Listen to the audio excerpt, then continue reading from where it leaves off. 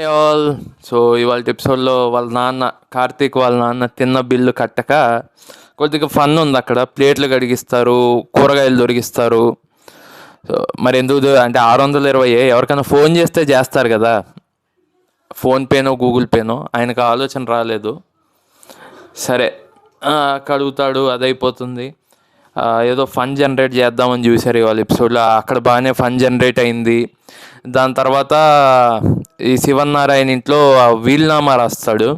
నాకు తెలిసి మొత్తం ఆ దొంగ జ్యోత్స్నాకే మొత్తం రాసి ఉంటాడు నేను అనుకోవడం. కార్తీక్ రాయుడు కోపంగా ఉన్నాడు కాబట్టి రాసేసరికి వాళ్ళ అదే రెండో భార్య ఉంది కదా, ఆయనకి ఉంచుకున్నాడో పెళ్లి చేసుకున్నాడో సంథింగ్ ఉంది కదా, చూస్తుంది.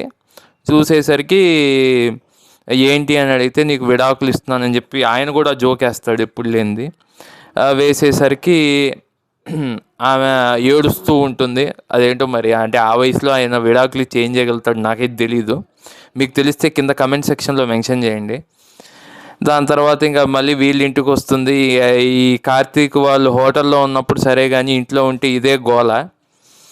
ప్రాణదాత ప్రాణదాత తొక్క తోలు చిరాకు వస్తుంది నాకైతే. ఆ ప్రాణదాత పదం వింటేనే ఒళ్ళంతా చిరాకు వస్తుంది. సో ప్రాణదాత ప్రాణదాత అని ఆ గోలే ఉంది. ఇక లాస్ట్కి వాళ్ళిద్దరు కబడ్డీ ఆడుతున్నట్టు ఒక ఫోటో కోసం ఆడతారు.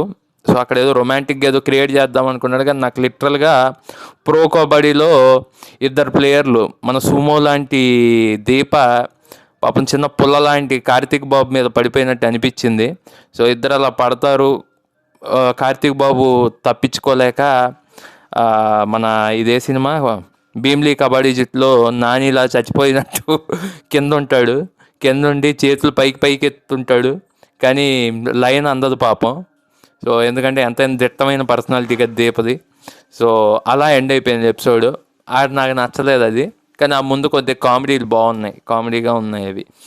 సో చాలామంది చూస్తున్నారు కానీ సబ్స్క్రైబ్ చేసుకోవట్లేదు. Please subscribe my channel Harsha talks here. Bye.